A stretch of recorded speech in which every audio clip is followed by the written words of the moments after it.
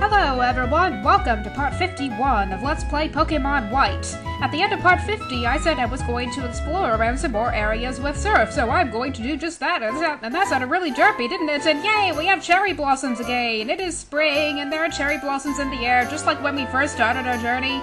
Gosh, this route just brings back so many memories. Right now I'm on Route 1, and you're probably wondering why I'm on this route. Yes, there is this area that we can surf to from right here on Route 1. Believe it or not.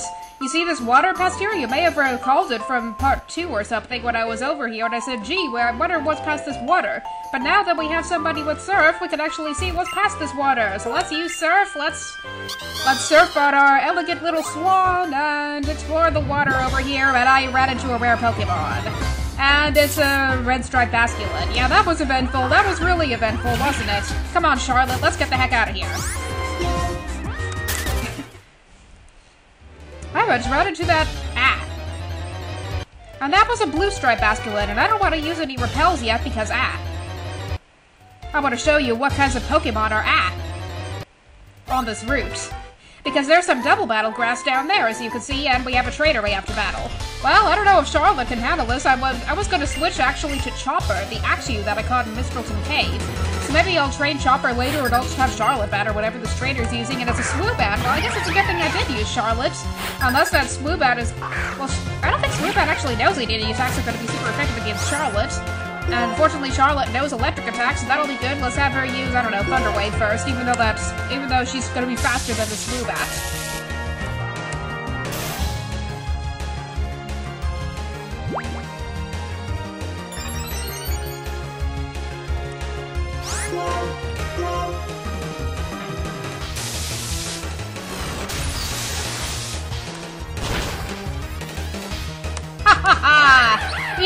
Even though that Swoobat used Amnesia, Charlotte's Electro Ball was still able to one-hit KO that thing.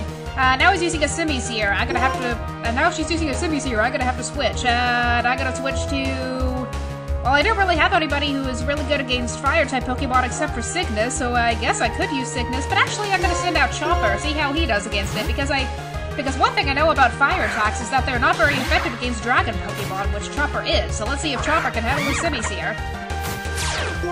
And Chopper's Mold Breaker will get rid of Simisear's ability, which is probably Gluttony, so I'm not going to worry about that too much.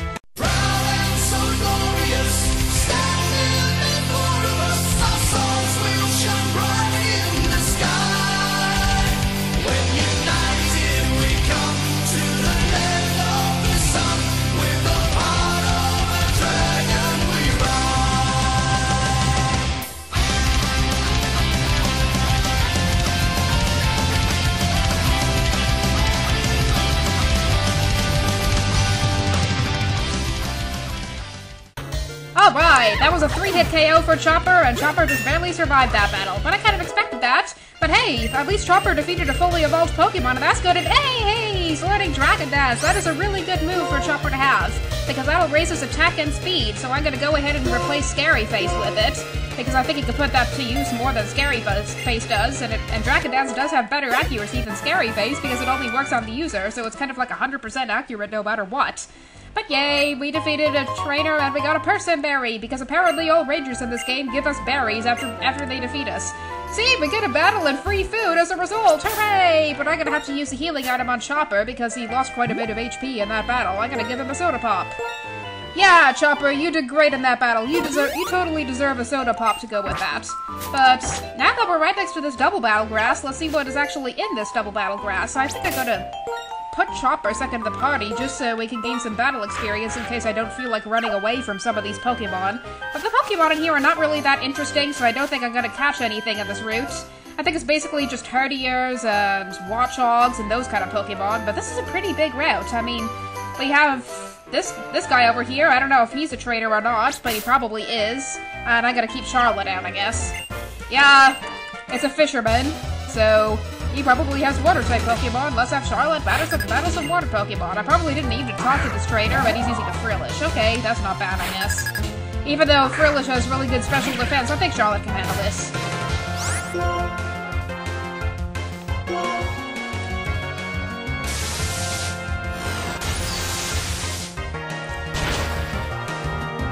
Ah, one-hit KO.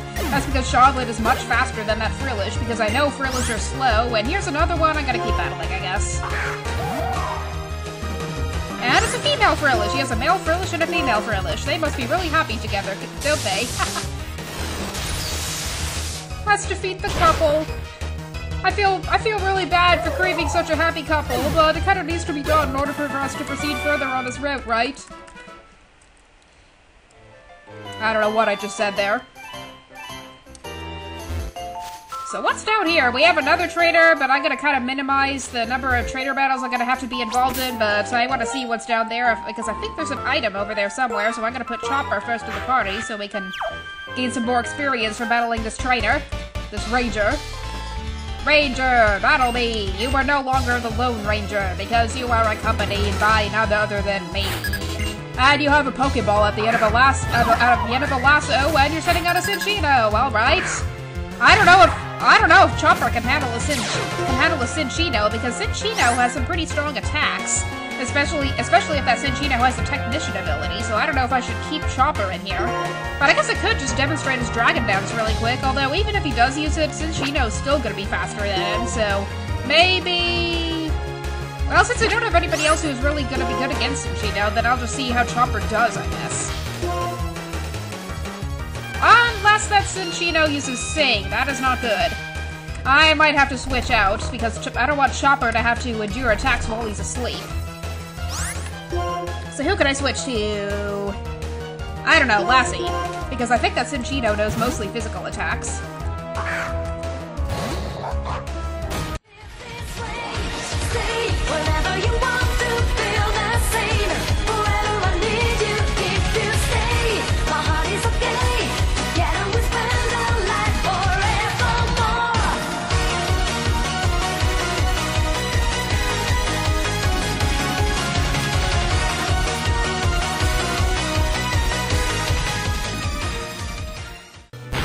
Yeah, I kind of knew Lassie was gonna faint. I kind of expected that. But I didn't expect her Crunch to do so little damage to that Cinccino, so what am I gonna do? I'm going to use, oh, I don't know, Mayflower.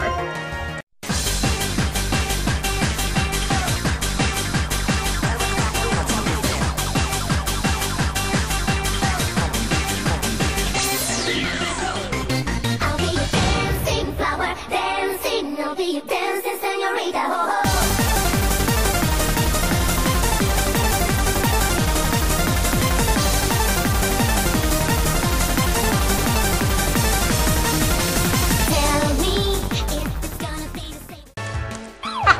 I love it when Mayflower just does those one-hit KOs after using Quiver Dance twice. Quiver Dance is a really good attack because it raises special attack, special defense, and speed. But here's a Zebstrika. Can Mayflower one-hit KO this one?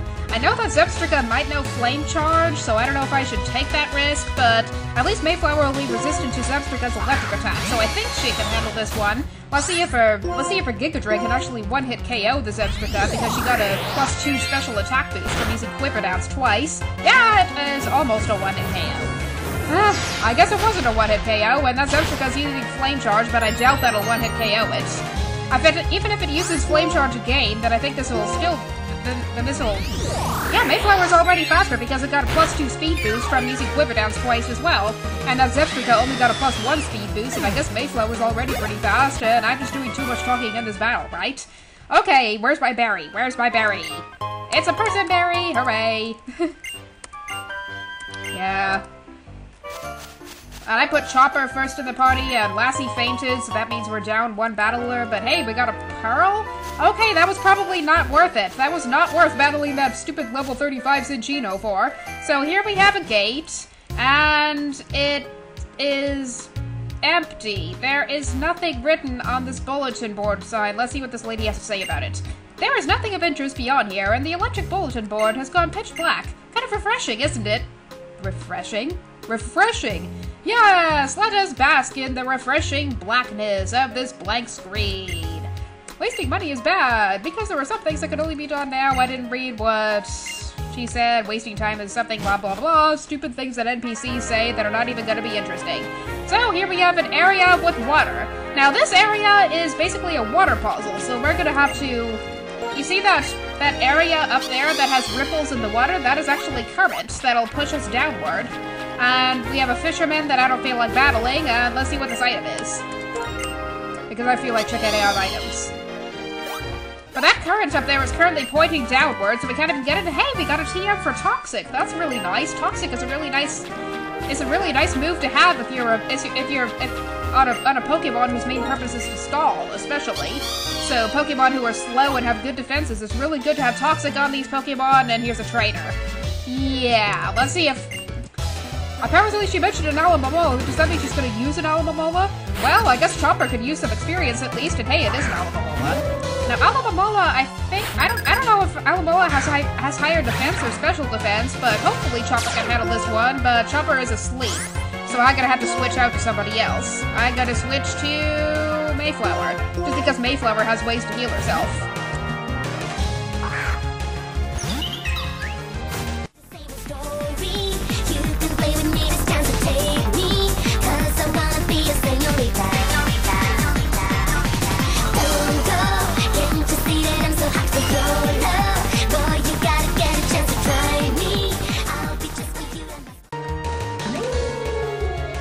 I'm sick and tired of Giga Drain almost but not quite KOing a Pokemon, because Giga Drain only has 10 PP, and that's the only attacking move that Mayflower knows.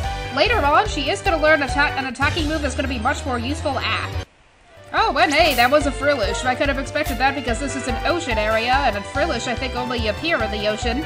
But what I want to do right now is use an Awakening on Chopper because he's asleep. So let's see if we can do that. Yay, Chopper woke up, and I'm going to put Mayflower first in the party.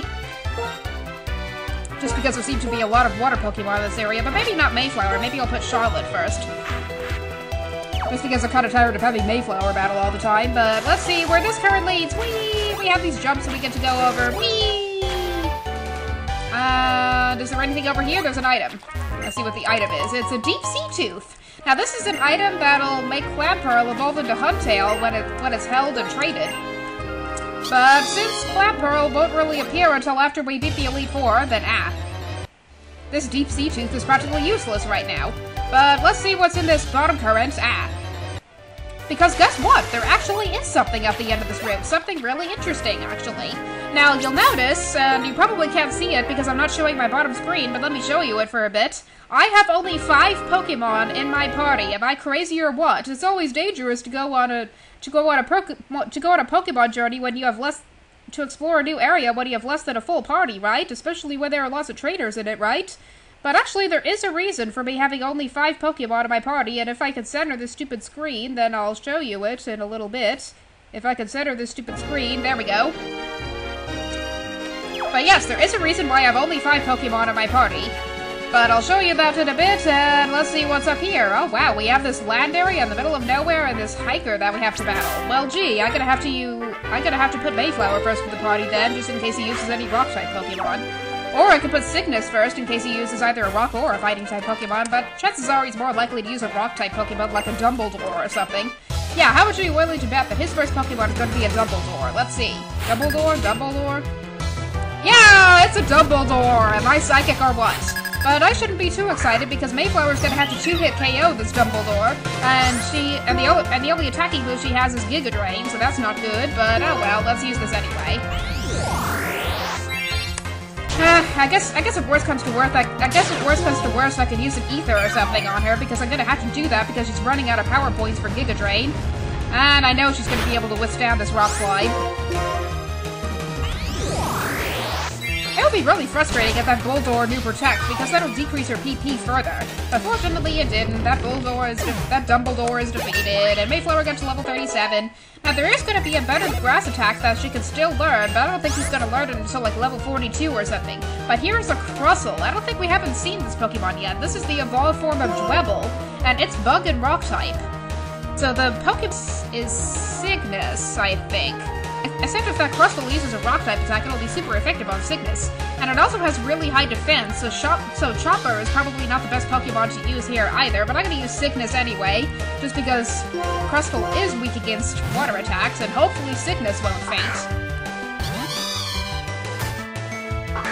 And that was a really weird cry, and You notice that Crustle made a really big thud when it fell? That means Crustle was really heavy, which makes sense because it has a huge chunk of rock on his back. But anyway, back to the battle.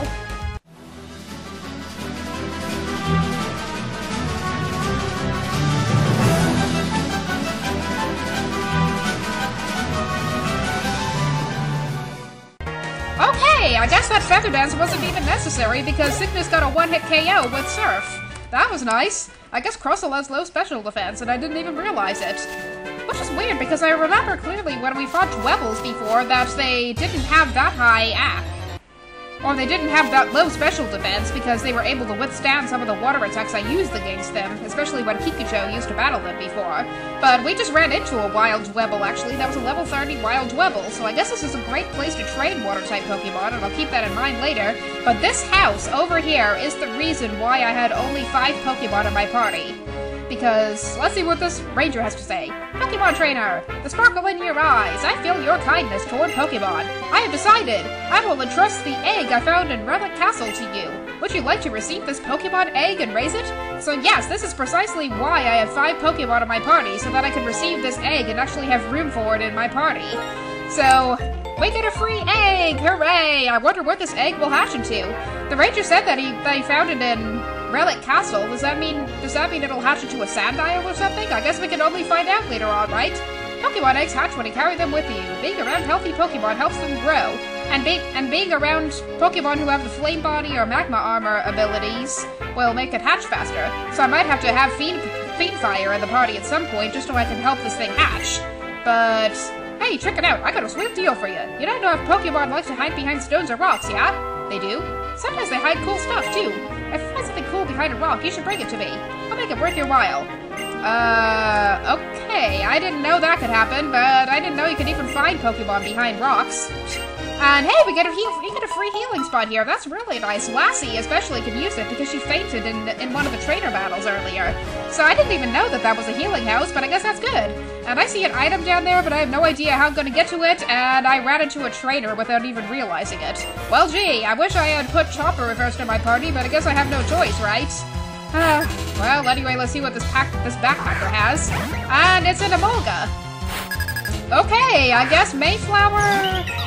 Well, I don't know if Mayflower is the best Pokemon to use for this because Emolga's flying type, but do I have anybody else who can actually handle an Emolga? I actually wish I had put Chopper first for the party for this because I bet Chopper would have been able to handle this thing pretty well.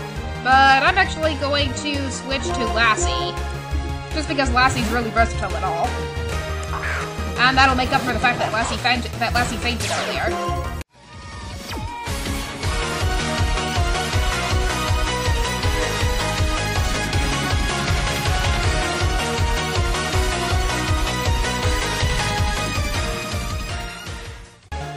Alright, an expert combination of strength and crunch takes down that Emolga, while it stupidly uses Light Screen to weaken the power of special attacks that Lassie doesn't know. But here we have a strength boulder, so we can just push that aside and see what's beyond it. I wonder if there's an item beyond it or something. Let's find out. Well, if we walk under this bridge, we will see that there is a trainer. So I'm gonna put Chopper first in the party, like I kept saying I was going to do. And actually, we are at 20 minutes, so I'm hoping that we can end the video pretty soon, that we can cut out some wild battles, and we can cut short some of these trainer battles, because I know a lot of these trainer battles are going to be able to be cut short. I'm kind of sorry if this video is a little long, and hey, it's a Whimsicott, that is the evolved from a Cockney. Yeah, maybe Chopper can handle this, but I did not know that this exploration would take as long as it did, honestly. And well, Chopper does know Cross Scissor. I taught him that via TM off screen, so that'll be super effective against Whimsicott, but I'm gonna use Dragon Dance first, because I know that Whimsicott is gonna be faster and it's using Tailwind. Yeah, I guess maybe using Dragon Dance was not really the best idea, but at least that'll raise Chopper's attack as well, so I shouldn't be too worried.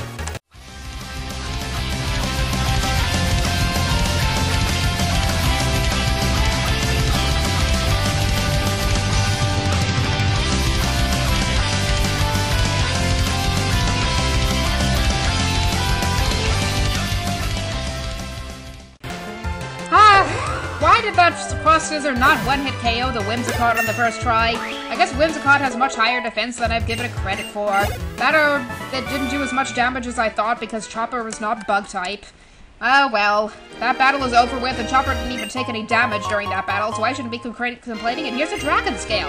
And that isn't yet another evolution item that'll be useless to us right now, because it is responsible for making Seadra evolve into Kingdra, but we can't even catch Seadra yet, because we didn't beat the Elite Four yet. But there is something else that's interesting in this area, and I see a shaking patch of grass. What's in the shaking patch of grass? Alright, that was an Autono, and Chopper gained quite a bit of experience, not enough to level up, but I'm actually want to see if I can get to that other area that I know is past here, and I'm probably gonna stop the video. That's what I'm gonna have to do.